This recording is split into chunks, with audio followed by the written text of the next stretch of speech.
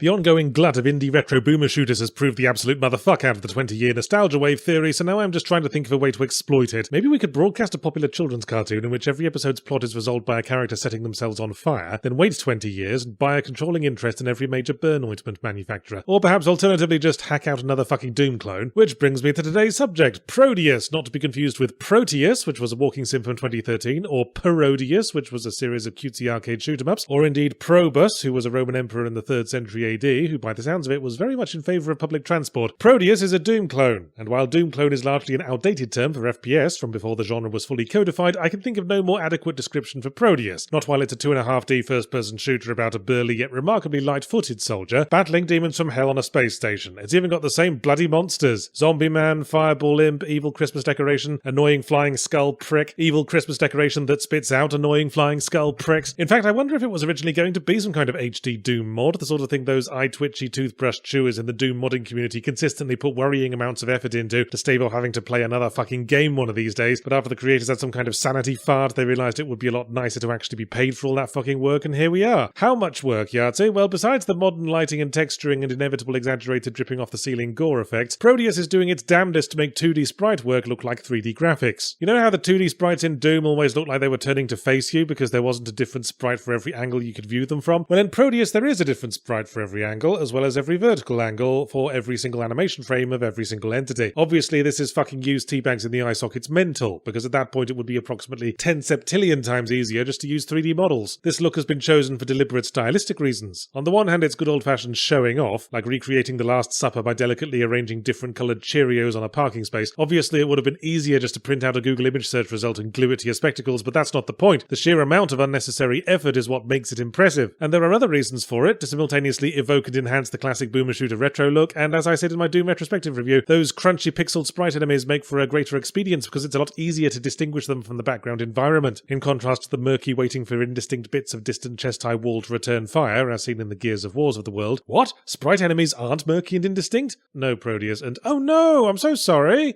No, I wasn't implying that was a bad thing, Prodeus. I was just saying, we better do as best we can to make them as murky and indistinct as possible anyway. And all with the same colour scheme. Phew, now we're real game designers. Well, not all with the same colour scheme, actually. There's two factions of demons that fight each other whenever they meet. Team Blueberry Ice and Team Orange You're Glad You're in the Chaos Dimension. It's all part of the ongoing plot that I'm prepared to tentatively say Prodeus has. It's hard to be sure because it's mostly delivered through one-sentence level descriptions on the map screen that we hardly notice because we're impatiently hopping up and down in our high chairs, waiting for some more baddies to splatter like upended plates of spaghetti bolognese. And they can't go into much detail anyway because the text on all the menu screens is really weirdly big. The title menu options are all in gigantic default Arial font, a quality I normally associate with mobile ports, or games designed for masturbation adult cretins with no attention span, but I repeat myself. It goes toward an impression I get that Prodeus wants to set itself up as the new baseline for boomer shooters to take Doom's place, with its aggressively readable text, generic FPS setting, unintrusive plots and gore effects inspired by an episode of Double Dare, ill-advisedly filmed live at an illicit organ harvesting facility. They're certainly shooting for broad appeal. On top of that, there's fully integrated mod support and a level editor to lure over all the aforementioned frothy-mouthed domestic animal buggering Doom modders and unite all of boomer shooterdom under one universal slightly weird-smelling canopy. In fact, the mod support is so front-loaded it takes quite a bit of clicking through menus to even find the fucking default campaign, which sits atop a drop-down list of campaigns with no greater emphasis than any one of the thorns atop Satan's favourite buggering device. Not that it's an afterthought, the level design on display in the default campaign is fucking stellar, despite doing the retro boomer shooter thing where every level is a key hunt corridor maze laid out like a Lego vomit fountain. I never once felt lost, confused or frustrated. The next step was always clear, either thanks to intuitive room layout or to the game continually spawning in more Gribblies in front of the door you're supposed to go through next. Because navigating shooter games is like being an American senator. You know you're doing the right thing when you keep getting blockaded by cunts. The guns are the usual parade: pistol, shotgun, rapid pistol, bigger shotgun, grenade launcher, rocket launcher, bunch of wibbly-wobbly exotic guns that shoot a range of Photoshop lighting effects. And they're mostly fine. The super shotgun's not quite got the impact I like. Sounds more like smacking a desk with a metal ruler than a baby monster truck catastrophically burping up its own lower intestine. All in all, Prodeus absolutely scratches the boomer shooter itch, but that thought prompts the question, how much scratching does this fucking itch need? We're long past the point of needing to call the eczema clinic and probably about to hit bone. The real question is